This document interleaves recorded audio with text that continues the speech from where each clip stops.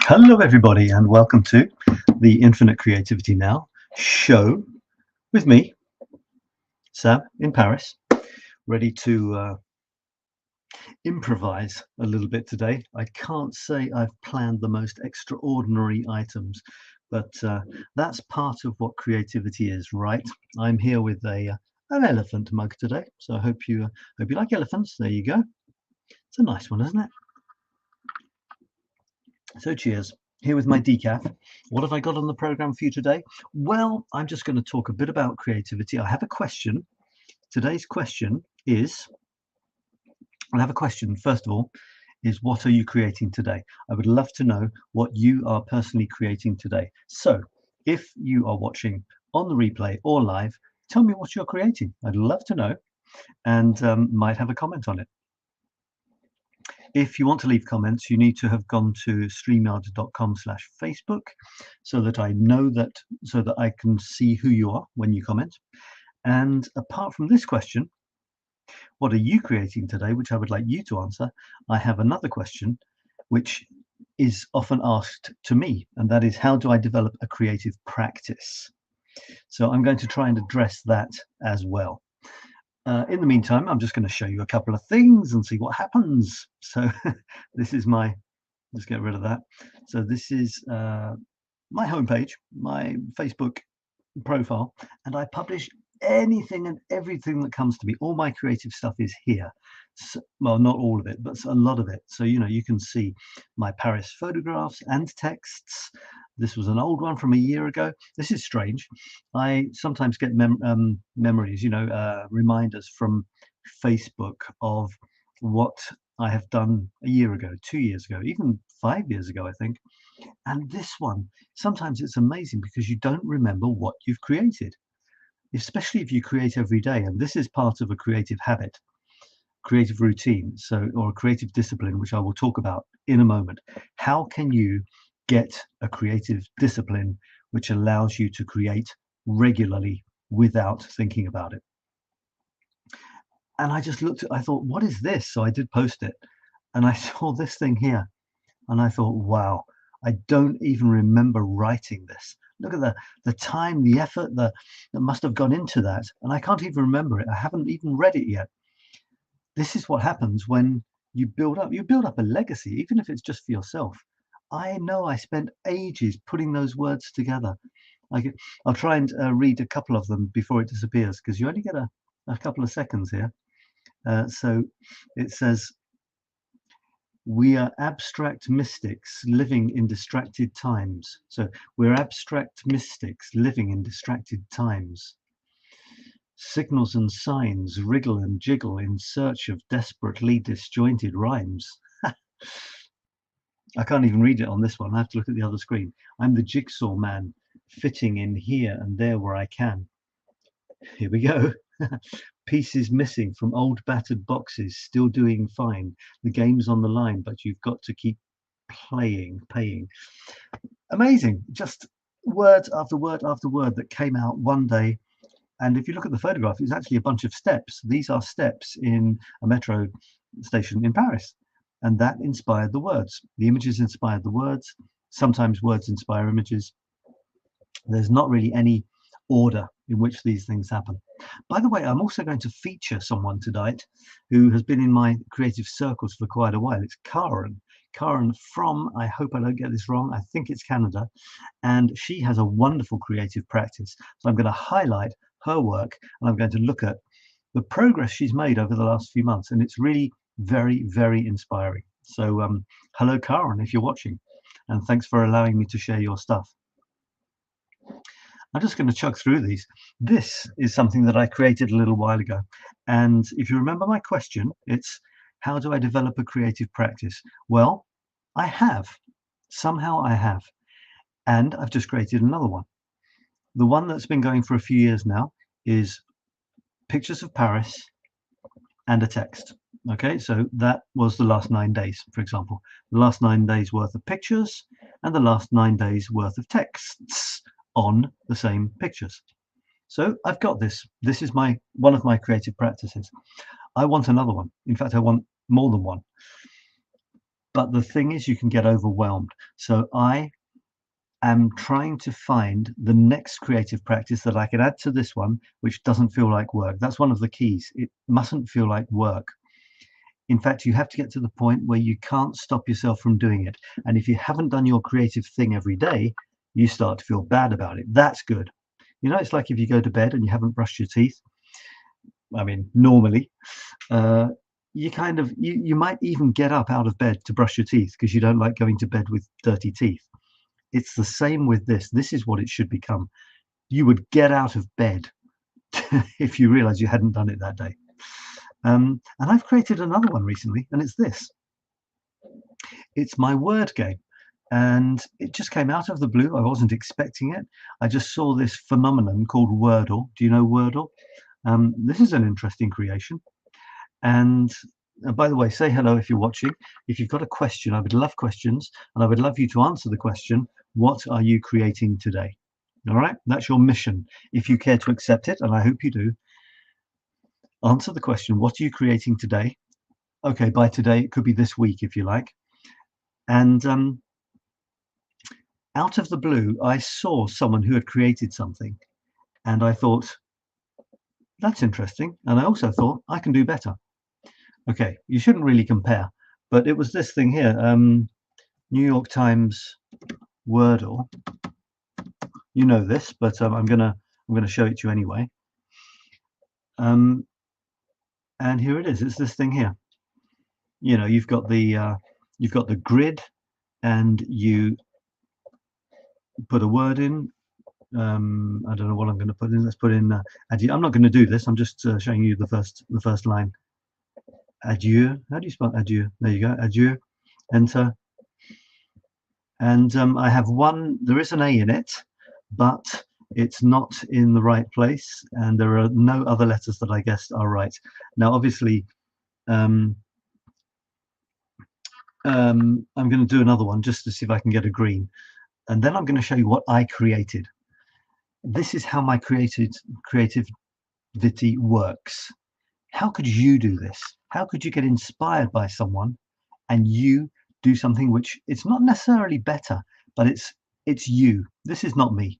I created something that's me. I'm going to do something here which isn't obviously what I would normally guess, because it doesn't fit the logic. But let's see if I can get a green. No, I'm not getting any greens. Okay, let's say I'll do one more. CL. This is random. Otherwise, I would be looking to make sure I'm not repeating the words clasp. I want to get a green. Give me a green. No green. Okay. Frogs. FROGS. This is obviously nonsense because I should be. Okay. Anyway, that's how it works. If you get a letter in the right place, you get a green. I'm going to say this inspired me. I thought it went viral. The guy did it in his bedroom in Britain. He sold it to the New York Times for millions of dollars. And I reckon I can do something that's more fun. This is what you can do. There's no such thing as not. Some people, they think they're not original. They can't be original.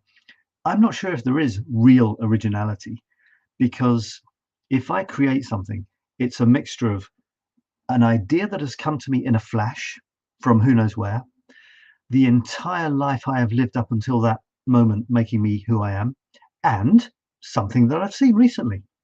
So my version of this, which isn't really a version, but it's quite similar, but more fun and more colourful, and there's more frogs, was a combination of me seeing this, so that's somebody else's creativity, everything that has led up to me being me now, which means a massive love of words and creating things and stuff like that, and a spontaneous flash of how I could create something along the same lines, but much more me. And besides, there's no fun at all in creating something that's already been created. That's plagiarism, that's copying.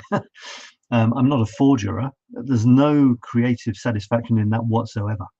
But being influenced by others, I don't think there's any other way. That's fine. I've got a couple of hellos here. Who's saying hello? Dorothy's saying hello. Hello, Dorothy. Nice to have you here. Dorothy, what have you created today? Or what are you creating at the moment?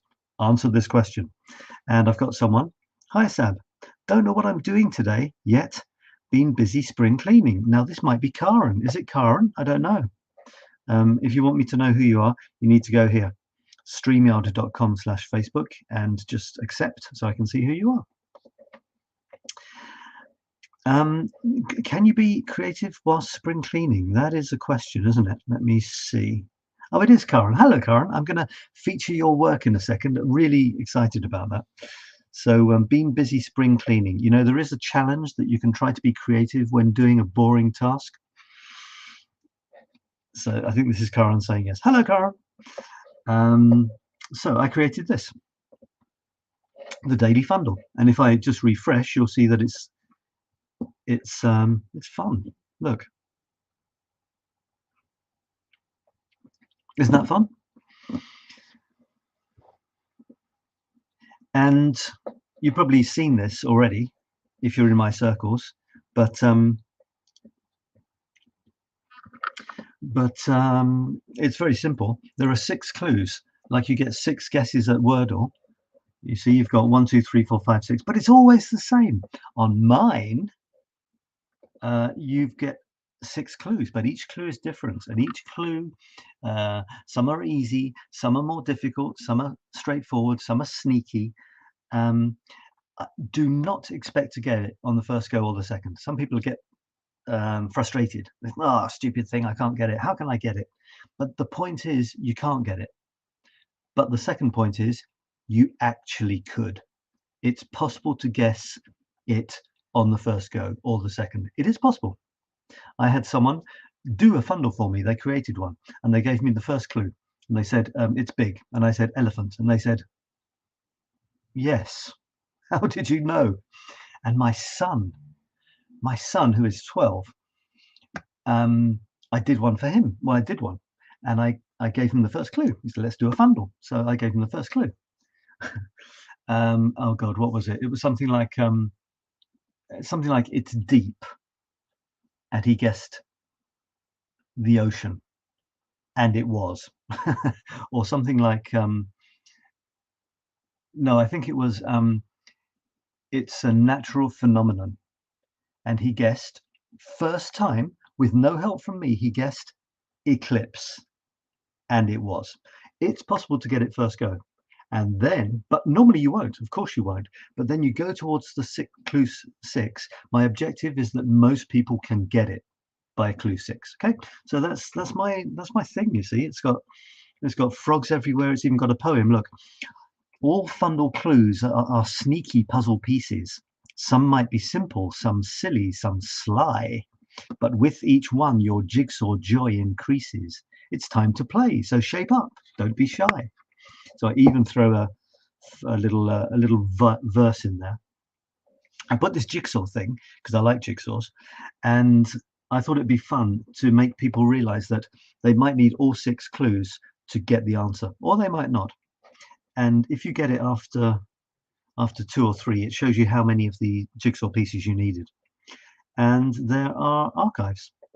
So if you go to the archives, I think it's Karen is saying, went there, they said I'd already registered. Okay, never mind.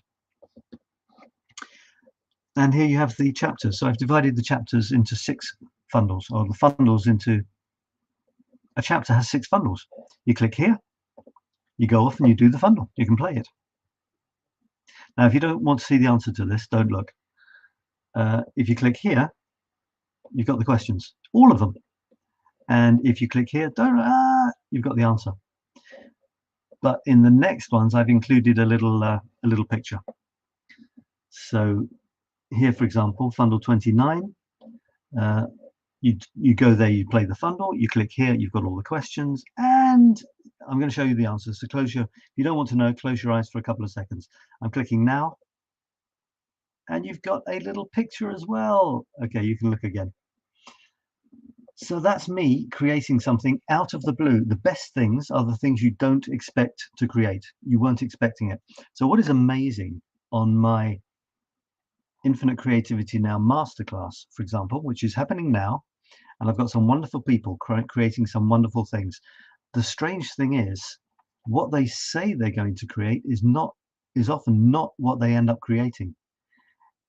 but they had to decide on one thing before they realized, no, actually, I don't want to do this. And there's another thing, and that is, I don't know about you, but I hate being told what to do. And that includes me telling me what to do. This kind of sounds ridiculous, doesn't it? I'm just trying to get a bit bigger here. You know, it sounds completely ridiculous. I tell myself that I'm going to do something, and then I hate the fact that somebody told me what to do. It was me.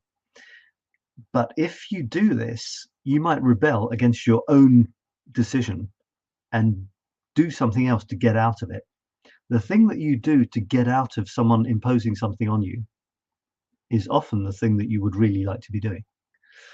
So look out for that.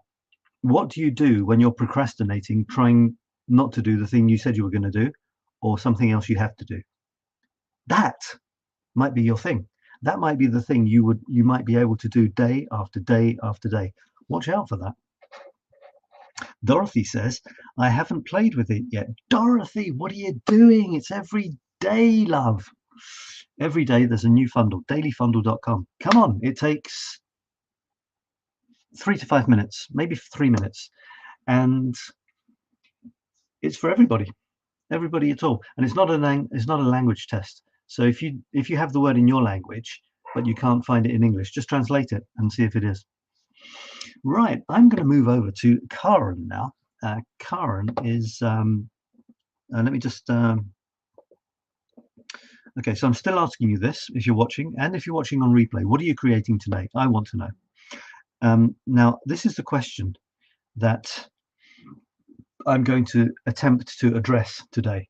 How do I develop a creative practice? And I'm going to show you two people who have developed a creative practice. One of them is me, and the other one is Karen. And as I wrote this question, I thought of an answer. Tomorrow it's probably different, but this is the one I thought of. Just start. Remember, this is the question.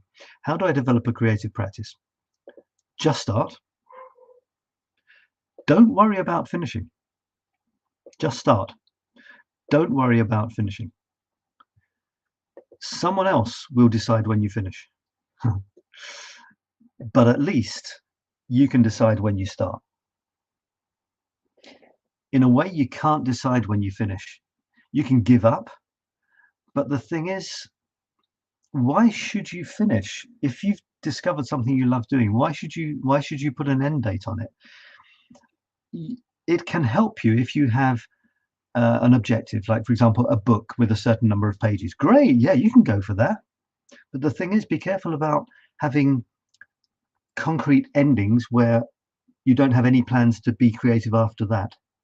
Because what happens when you get to the end? You stop, you give up, you just be a creative person. Just create every day. That's it. Full stop. Create every day or every week. And someone will decide when you finish. It doesn't have to be you. It can be, you know, the big man in the sky or whatever you want to think. Don't worry. Someone will decide when it's time to stop creating.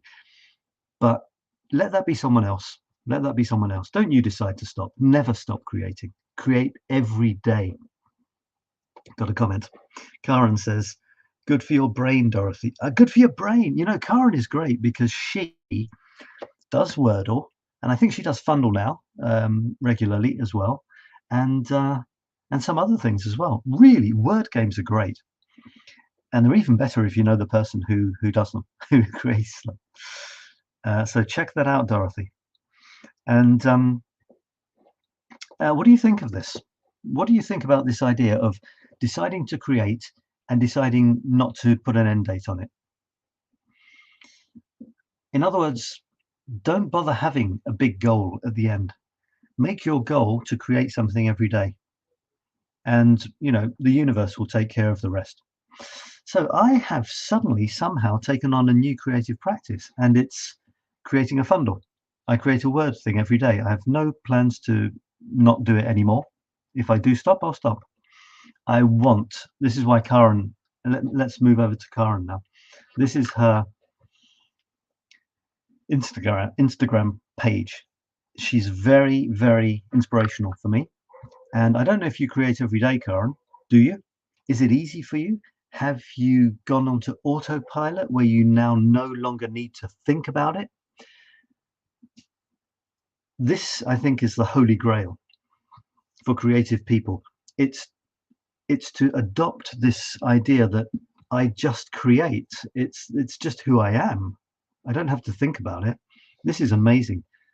So I'm just going to show some of what Karen has done.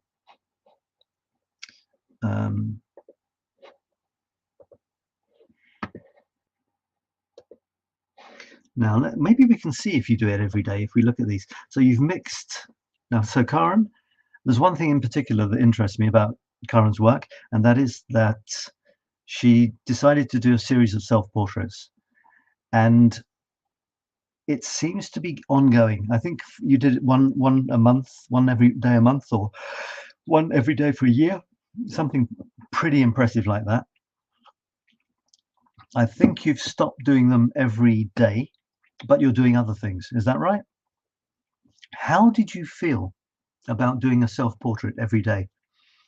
I'd love to know how you feel about that in two ways. One is in terms of your creative output, you know, the fact that you were creating, and your technique. Did you improve? Do you feel that you improved over those days and weeks, maybe months? And secondly, how did it affect you inside? Because I do a similar creative project, which is taking self-portraits, photographic creative self-portraits every 10 days. I publish one every 10 days. And it's a creative challenge, but it's also quite sobering because I see myself getting older. And I started this before smartphones. I mean, I guess I took my first serious self-portrait maybe 1980 something. I had a bit of a break in the 90s, but I got back into it. And by the 2000s, I was taking them regularly as a proper artistic project. So that means that I can look back 20 years now. And believe you me, in 20 years, you see differences. Did I notice the years creeping by? No. Am I pleased that I have taken those pictures, even though I realize that I'm getting older? A lot less hair, but probably doesn't surprise you. Well, I'm really pleased. And I'm pleased that I'm marking the days. That's why I created Today's the Day, for example, to mark the days. Make every day a special one. And then you won't really mind when you'll get to the end one day and it'll be the last day. You might not even realize, but at least you're enjoying every day. Karen is saying, I did self-portraits every Sunday. I did get better, and I find it has also helped me to see better. So other works are improving too. This is what I want to do. I want to develop an artistic practice, a painting or drawing practice. I haven't managed to do it yet. I've got some sort of barrier there. Something is blocking me somewhere. Maybe I'm just not ready for it. Maybe I'm scared. Because, to be honest, I'm really quite nervous about my artistic skills. I tell people not to worry about it, and I do worry about it myself. And I'm living with that. I'm not stressing out about it. I'm just saying that's the way it is. I do abstract, but when it's a question of doing things that maybe look like something, I'm a little bit more circumspect. Yeah, so what happened to your watercolor practice? Exactly, what happened to it? Well, my excuse might be that I had a lot of other things on. The truth is probably that I'm not quite at ease with it yet. I'm not quite relaxed enough. I tend to just do coloring, like, you know, coloring by numbers or one color dripping into another color. I haven't moved on to doing things that I would call proper pieces yet. I don't know why. I just don't know why. I comfort myself with the fact that I'm still creating every day.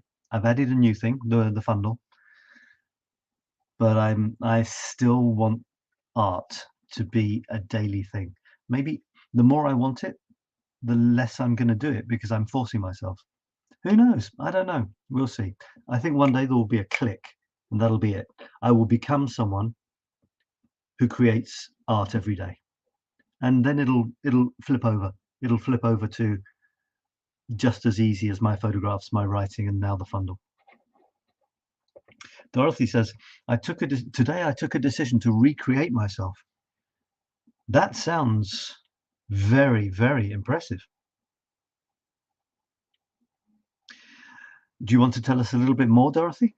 Or is it still within you at the moment? I'd love to know what you mean by recreate myself. I really would. Let's look at some of Karen's things. Of course, we're at the end now. So this was the latest. Now, I'm not going to say, comment each one, because it's for each person to decide what they think of these. So this is her latest piece. Maybe she could comment. It took less than 30 minutes. She says what she's used, which is it's interesting. Should you give the tools that you used? I don't know, really. I think it's a personal thing, isn't it? Because in a way, I'm more interested. No, I'm actually more interested in the finished work than the tools someone has used. Having said that, as you're learning, it's really interesting to know the tools that people have used. It's like people wanting to know what apps I have used for a photograph. I generally say that I just sabified it or sabotaged it, as in sabotaged it, because I don't want them to think that they could just get the same app as me and produce the same sort of images as me. And that's kind of how I feel about saying, I used such and such a brush, such and such a make of paint. I like to just absorb the images that are offered to me and then do my thing and see what happens.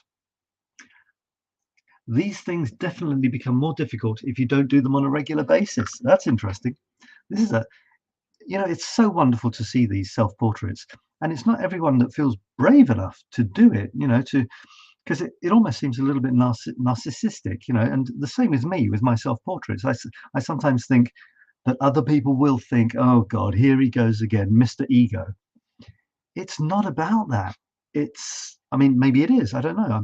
Maybe for me, it's about being artistic, trying to be creative, never to publish a photograph, a self-portrait, which looks like any others. And that's the challenge. I have to find new props, new lighting, new poses. That's the challenge. That's the joy.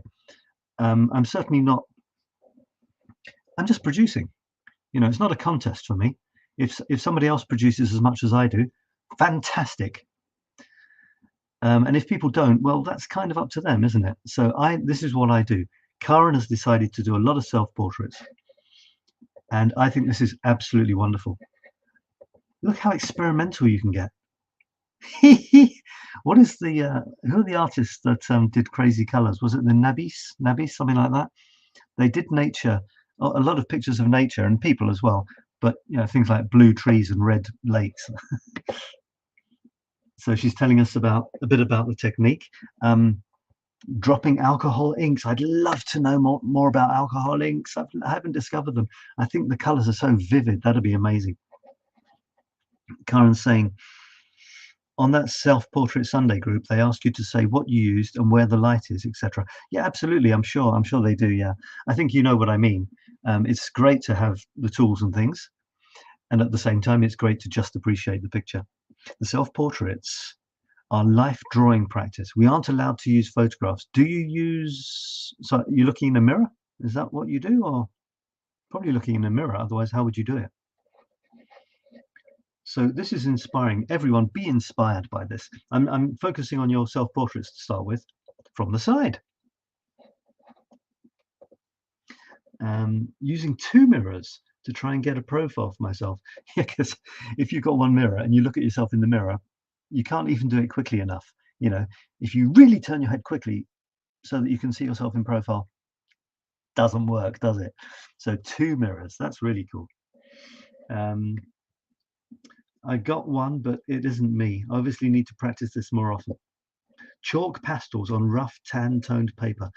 You're driving me nuts with frustration because I haven't got over my blockage yet. And I say blocks don't exist, and yet I think I've probably got one. You have developed so much in the last year, though. It's really incredible. Cats, you did a series recently on painting where, in fact, the cat, for example, was the thing you didn't paint. There's no paint on the cat. You just painted around the cat, and of course the ear and the eye. I think that's wonderful. This is one of the great mysteries of watercolor for me. How do you know what not to paint?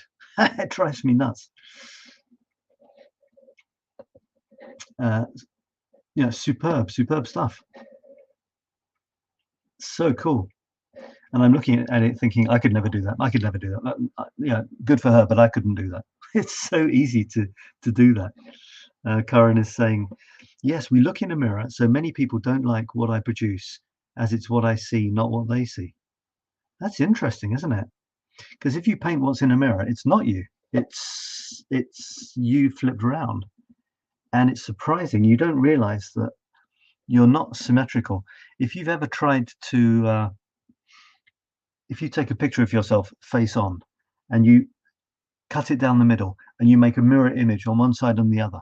So theoretically, it's still you, you know, it's completely and utterly weird because we're not symmetrical. We don't even realize it.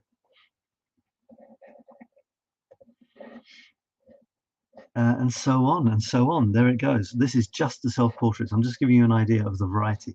So she's looking for variety within something interesting is coming up within quite a limited task, and that is face-on pictures. And it's interesting though how often they're quite different, and the different styles, the different tools you use. Now check out the next one. Does anybody recognize this? Have you seen this idiot? This was me taking a picture, a self-portrait of myself. Can you see what's interesting about it? Anything strike you? The lighting effect? I was holding a light under my chin, shining up in that kind of scary lighting style that you see in horror films when someone's got a torch here. And Karen was inspired to do a picture of me. And I think it's absolutely stunning. I think it's amazing. I love it.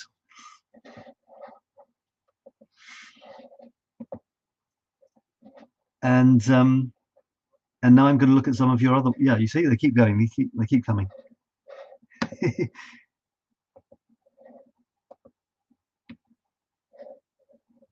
It's funny because you do see differences. You know, I think this is because you're still practicing. So you haven't mastered. You can't look at something and do something perfectly exactly how it is. So there's variations each time, and you yourself, Karen, say, yeah, I'm happy with this one I'm not so sure, I messed it up. Or it's really interesting to see that. This is one of the reasons why I am convinced that I am going to never try to do something lifelike. I'm always going to try and make it strange enough that people think, oh, he's tried to do something strange, rather than, oh, he really can't paint, can he? Kind of to protect myself, probably protect my ego, but also because I think it'll be fun not to do something lifelike. That's my excuse. That's why I say my photographs are intentionally halfway between grim reality and a kind of dreamlike fantasy world. I want them to be hovering between those. I don't want them to look exactly how it looks in real life, because where am I in that photograph? Where would I be? That's why I really don't like art. Well, not, you know, some images, they're so incredibly lifelike that you think it could be a photograph. That's wonderful. But what I really appreciate in those is the technique. But I can't see the soul of the artist. And guess which I'm most interested in? Karen says, hey Sab, I could never draw a decent stick figure. Don't limit yourself. Oh my God. I like stick figures. In fact, I might specialize in stick figures or smileys. So yeah, I'm going to see what happens as I explore more. If I can learn, so can you. Well, thanks for that. You know, as I said, I don't really want to be really realistic, but I would like to do things that look vaguely like a human, and then I could do my weird take on it. So that's kind of what I'm going for. Or maybe I'll just do monsters. I did a video recently called something like, you know, just do monsters. In other words, make sure that they're not lifelike, and then you can do your own thing. All right. So, and you're also doing other things like this. practicing just drawing your pens. You take photographs. You do animals recently, and I think you've got some commissions for animals. Is that you, or is that someone else? And this is something I'd love to get into, splodging with alcohol inks. Even this is just stunning to look at, isn't it? You can just drown in the colours. Wonderful. Still want to know what Dorothy is transforming herself into? Ah, yes, Dorothy, I haven't forgotten. You know me. Look at this, just feet. Isn't that cool? I often say to people, like on my photography masterclass, especially on portraits, just take a bit of someone. It doesn't have to be the whole person. It could just be their hand. Hands are incredibly expressive. And why not pause? That is so cute. Pause for reflection. And here's you trying to do a I remember you criticizing this or something. You said somewhere you said something about her being a pretty girl and she ended up looking like a bag lady, which was kind of funny. But you know, it's really brave of you to show your stuff, anyone to show their stuff, because we expose ourselves. When we create, we expose ourselves. We expose our art, but we expose our soul at the same time. As I was just saying, I'm interested in the soul. I want to see people's souls through what they create. But that's scary. Not everyone feels comfortable with that. This is different again. You're really trying lots of different styles. A bit of fun practicing urban sketching. I think you just go out there anywhere and you draw something, like at some buildings, with a 30-minute workshop. Added more color after time was up. Awaiting more cooperative weather so I can actually get outside. Great, that's wonderful. I did get a commission. It's not here. Well done, Karen. Well done. So I'm just going to show you some of my self-portraits in the same spirit, I think, as Karen. It's not the same because mine are photographs and hers are drawings, but I'm going to show you just a sample of my self-portraits.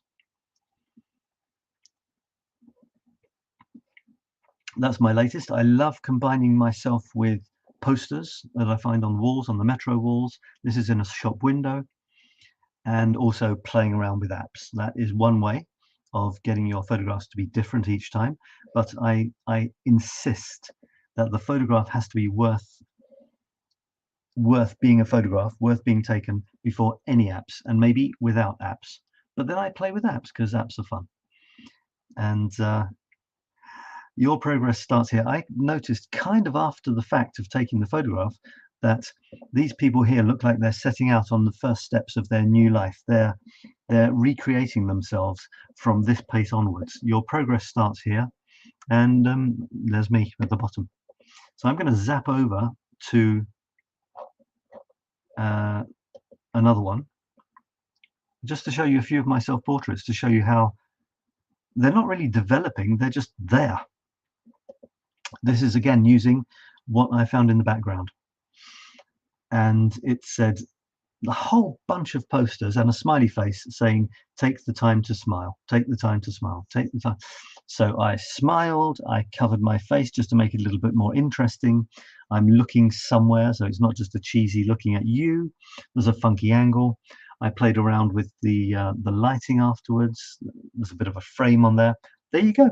It's a self-portrait like none I have ever taken before, and never will. Well, that's the theory, because I'm not allowed to. That's one of the limits I've set myself.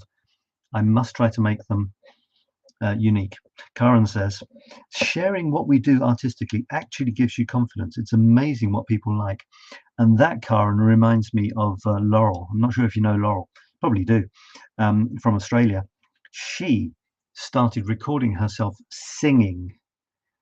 And she's not a professional, and wow, you know, it's so heartwarming to hear her singing and sharing something she loves, but she had the guts to do it.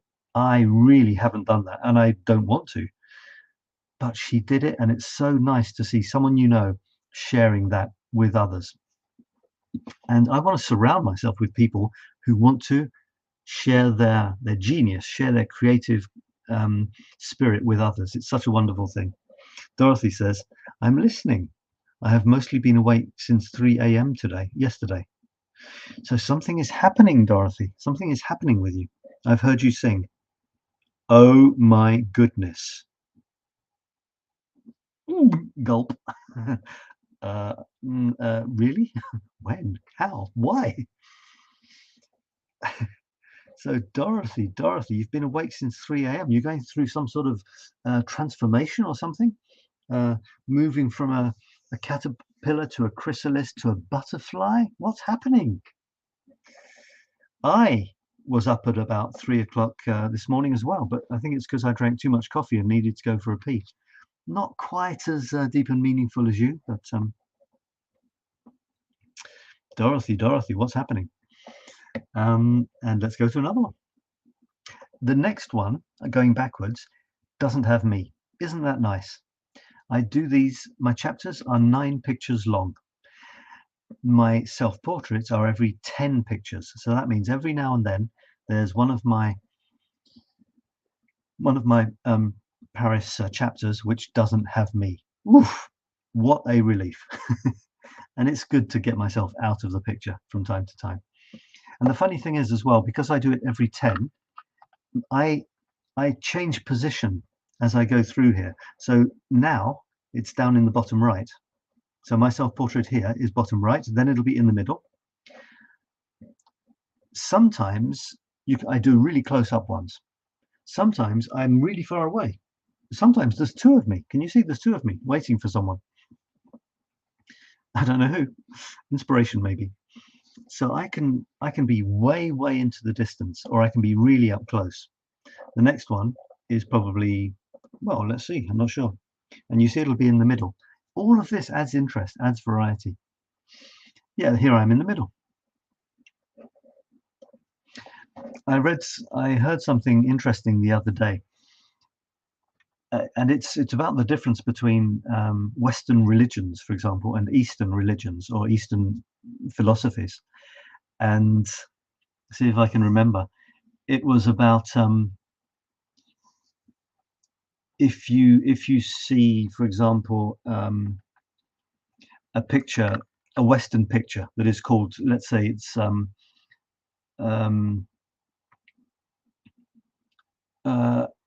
artist painting nature, and you've got the artist takes up, you know, most of the frame, their expression on the face, painting away, and you can see the canvas, and then you can just about see what he's painting behind it. That would be Western tradition. If you look at Eastern tradition, many of the old Eastern paintings, especially in the sort of Buddhist tradition, you might have the same title, artists painting nature. You look at the painting and you see nature, you say, oh, really nice picture of nature, you know, landscape, beautiful flowers, mountains, probably a stream, but where's the artist? You look around and you see the artist down in some corner somewhere, a tiny little figure. And this is really interesting because it shows how Western way of looking at things has put us right in the front of the picture. We are the most important. We dominate everything. You know, we are completely removed from nature. We're the most important. And then you look at the traditional Buddhist pictures, although more modern, you know, some more modern Oriental art, you'll have the person more upfront and central. But the traditional ones, they don't see man as removed from nature. They see him, I mean, you know, mankind, as an integral part of nature, and there's no need to make them bigger than the trees or bigger than the rocks or the stream. Why would they? You know, we're without nature, we are nothing. I always like the idea, the way we're exploiting the planet, I always like the idea that for those of us who think that, you know, nature is our plaything, we can do what we like with it, exploit it, burn it, chop it down, make it into coffee tables. If you took away the planet, where would we stand? What would we sit on if there was no planet? You know, it's so ridiculous to think that we are not utterly, irrevocably connected to nature. It's a joke. And yet we do seem separate. You know, if we jump up in the air, there's a space between us and the earth. But we come back down, try staying up in the air for more than half a second, and you know, we aren't really separate. Without the earth, we'd have nothing to walk on. It's like looking at bees. Seem to be quite individual, don't they? Individual little characters buzzing around. And we think, oh, look at that bee. I wonder where it's going to go. Oh, it's going to that flower. That's nice. And then another day we'll be walking around looking at the flowers. Oh, what lovely flowers. And then we'll say, oh, look, there's a bee there. Did you see it? And we think of them as two separate things. And yet they're not just not separate, they're inseparable. I mean, you could take the bee and you could take the flower and say, look, they're separate. And yet without the flowers, the bees couldn't exist, and without the bees, the flowers couldn't exist, or other pollinating insects. The flowers couldn't exist. The flowers are only flowers because insects are insects. They grew up together. They're part of the same ecosystem. They're part of, and you can look at life. You can look at all life in that way. That's a really obvious way. You know, the bees and the flowers. It's obvious that they go together. You know, the bits of the flowers are adapted for bits of the bees. They're made that way. And yet all of nature is like that. It's just not so obvious. You know, you might not see the link between yourself and I don't know, a hedgehog, or between a tree and something in the ocean. And yet the links are there. The links are there, but they're just not obvious to our eyes. But what can our eyes see? You know, the bees can see stripes, ultraviolet, I think it's stripes, on flower petals, leading them to the stamen, leading them to the pollen. It's a runway. You know, the flower is saying, okay, land here and then go here and you'll get to the pollen. And the bee's like, okay, hang on.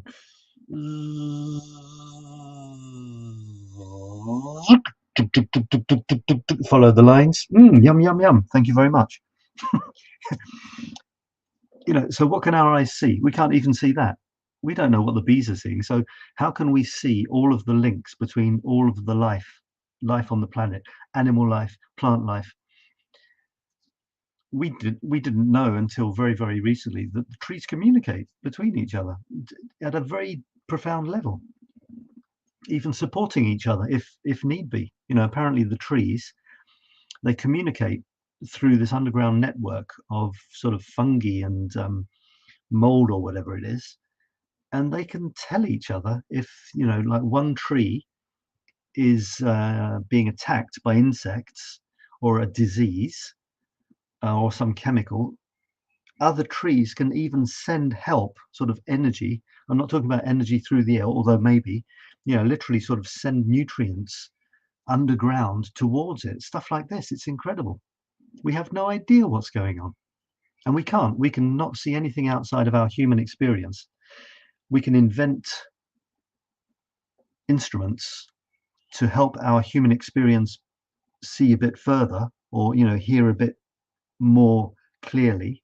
Some of the sounds, like dogs, they can hear sounds that we can't. Dogs can smell. Probably dogs have a more acute sense of the world around them through their noses than we do with our eyes. We don't know. And it all goes together. It's a wonderful thing. So I'm not sure why I'm saying that, but this wonderful, I have no idea why I'm saying that, so I'm just going to carry on.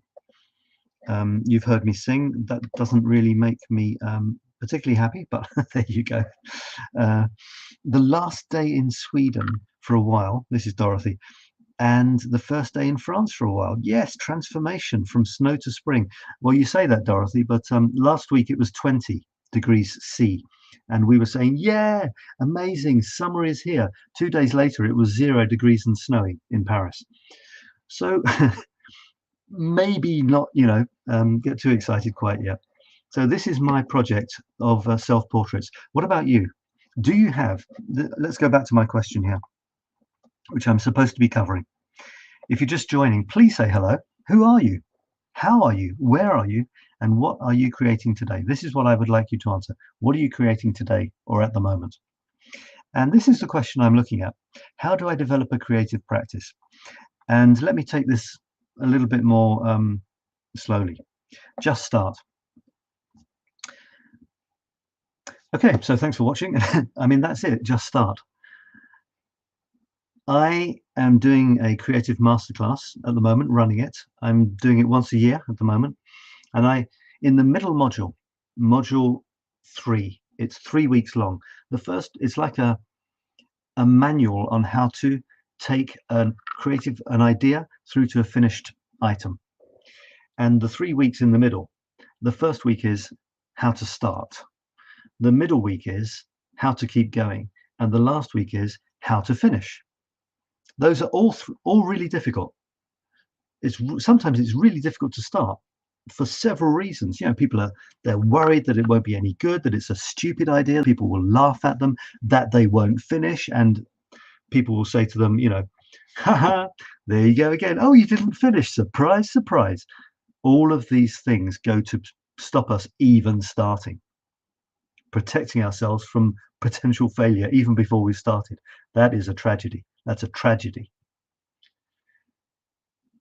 But what I've realized in the 5 minutes before this show, when I wrote this, how do I develop a creative practice? I realized that just starting is actually all you have to do. Because if you just start, well, once you've started, you're in momentum. It's much easier for a ball to keep rolling than to start rolling. And that's one of the major principles about creativity and just starting. And that's why it's so hard, because it's like getting a stationary ball rolling. You have to push it from nothing. Everything is in equilibrium, in fact. That's why it's not moving. So to get it out of equilibrium and moving, you have to apply a huge force. But once it starts rolling, it builds up momentum on its own, especially if you're on a hill. And then there's almost no effort. You imagine the effort of starting to cycle and continuing to cycle once you've reached a certain speed. It's almost effortless. So just start is actually all you need to do. Get going, get the momentum up, and happy creating. I was going to say don't stop, but you don't even need that. Why introduce the idea of stopping? No, just start. Just start. In order to keep going, you need to have started something that you really love. And that's not always so easy to find. So you might have to try a few different things. So try a few different things, start a few different things. And there will come a time when you realize that you've started something and you haven't stopped it. You're still going. That's your thing, or that's a thing that you like doing. And I really recommend that you find something that you like doing so much that you decide to do it every day. My thing on this, my thing that I repeat like a broken record is either do it daily or weekly. And that's it. And I recommend daily. In my circles, my philosophy, my approach is create daily. Why wouldn't you? Creating is a joy. I feel that creating is as close to feeling truly alive as I can get. And that's it, creating. I'm not putting it, this is creating and this isn't. Whatever creating is for you, this is as close as I can get to a feeling of being truly alive. And when I create, I share. So it doesn't end with creating. Why wouldn't you want to do that? Why wouldn't you want to feel truly alive every single day? Create and share, create and share, create and share, create and share. It's wonderful.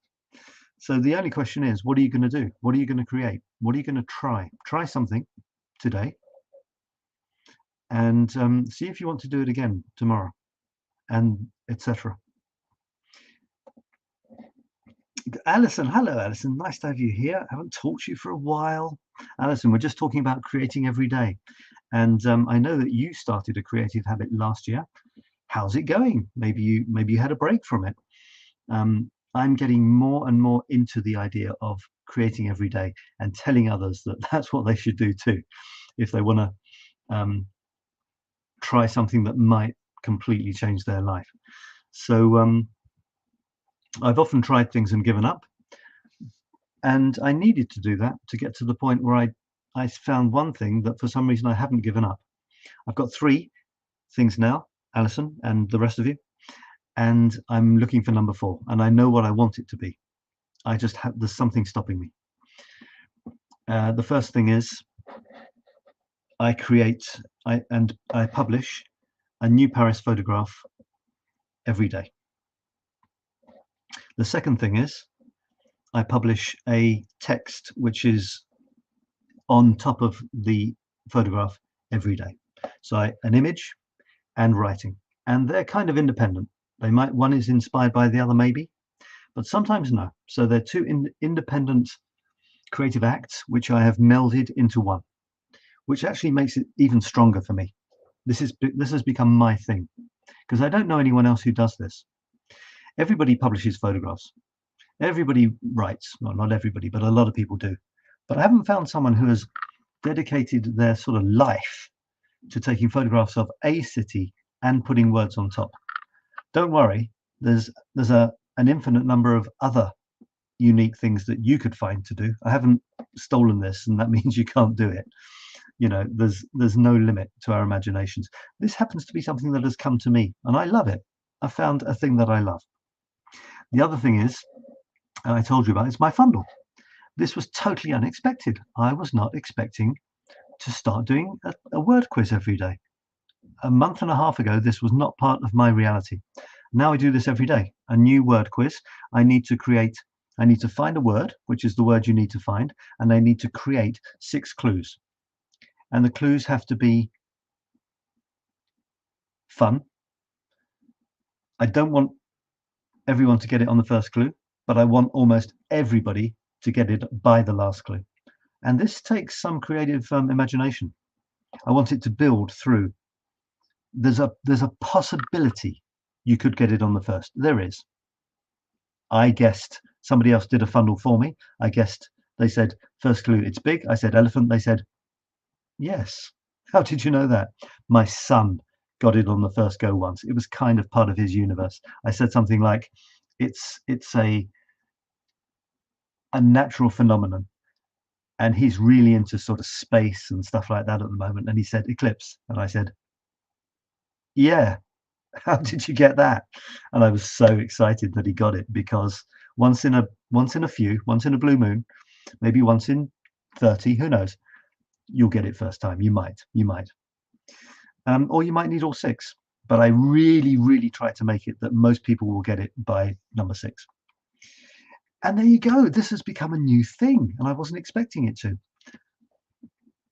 My last thing, I'm going to stop now on the hour, and I really recommend that you do this. And I will tell you what every time I tell you, I share what I want to be my next creative automatic thing. Do it every day without thinking. Can't imagine not doing it. Every time you share that, it gets stronger, and something pushes you more and more to want to do it. When you share it, sharing is caring as well. People like it when you share personal things with them, but it also gives you a little bit of accountability kick up the backside. You know, oh, I've said I'll do it. I really better do it. And the thing is, when you do something regularly, it's an amazing feeling. You see the development. You're proud of yourself because you realize you can do something regularly. You've always wanted to do it and you never managed to, and now you are. Your confidence goes sky high, and you can share. I have something that I call the creative cycle, and it has 3 parts, well, 3 words. And the first one is create, but there's no order. Yeah, there's an order, but there's no starting point. I start with create. That's not the end. When you've created, share it. That's not the end. When you share, learn from the sharing and learn from what happens from the sharing. You might get reactions you can learn from. Other people might be inspired to create from your creation and your sharing. They show you what they've created, and you learn from that. It's wonderful. And when you learn, you have new ideas for creating again. This is the creative cycle, as I imagined it. So that's what happens as well.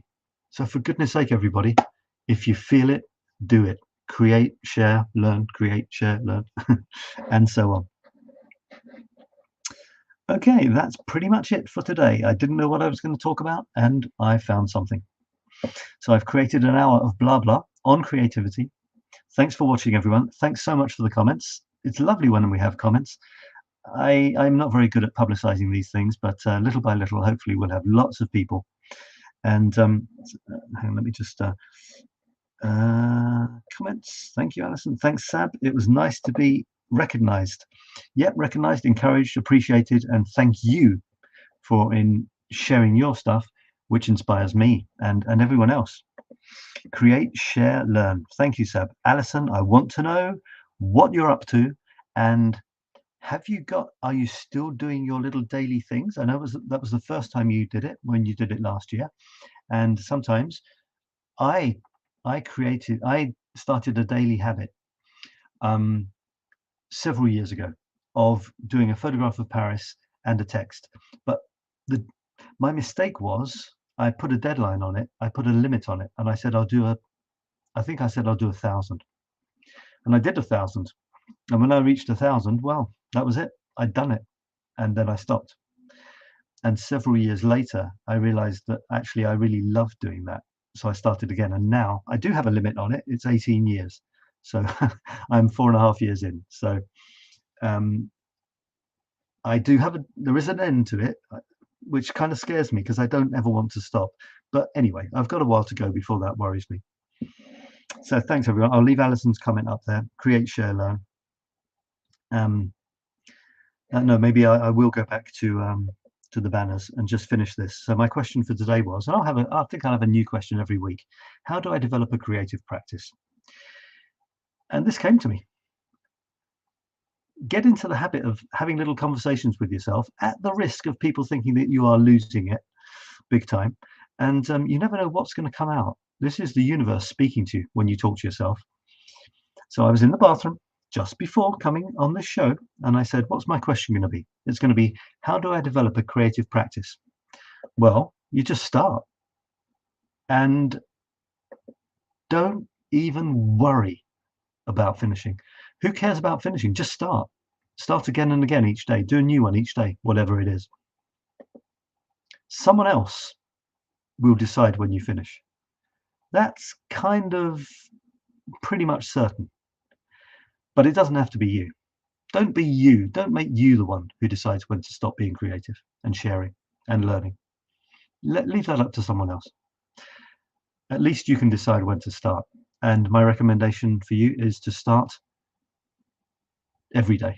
Start now and keep sharing. Okay, folks, lovely to see some people on the show. Let's make it more and more each week, each 2 weeks. My next show is let me show you what's happening next. So my next show is a Paris show. It's on Thursday, and it's based on the Paris Set Me Free group.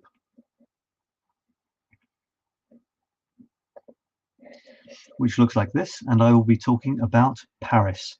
I'll be using a lot of my photographs. I'll probably be talking about some of my texts, and especially anecdotes and little stories about Paris. Anything that comes to me from my experience. And then, so feel free to join the group if you want to hear about Paris. I've got Paris quizzes, stuff like that.